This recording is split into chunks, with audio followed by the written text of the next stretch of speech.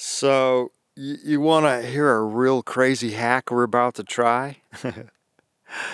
I've been smacking my coil springs in the back.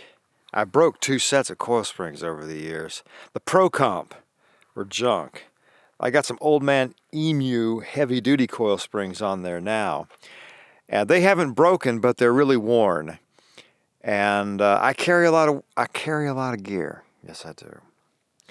And so I'm about 3,200 pounds. Oh, no, I'm sorry, 2,200 pounds above what stock should be. And I can't get these Old Man Emu coil springs to save my life. They're discontinued or out of stock for months. And the only other option is airbags, which are about $200, and they have a horrible review rating. I've heard a lot of people break them and pop them. And so here is my option. I bought a couple of these kick trainer balls here, and I am going to shove them in my coil springs. And first I want to, I forgot to mention here.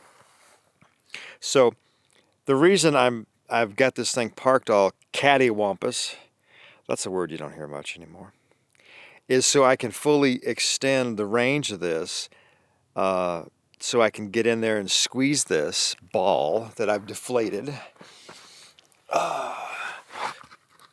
into these coil springs. And then I'm going to pump them up.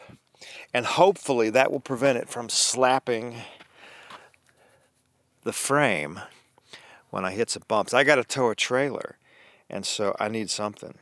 And this seems to be better made than the airbags.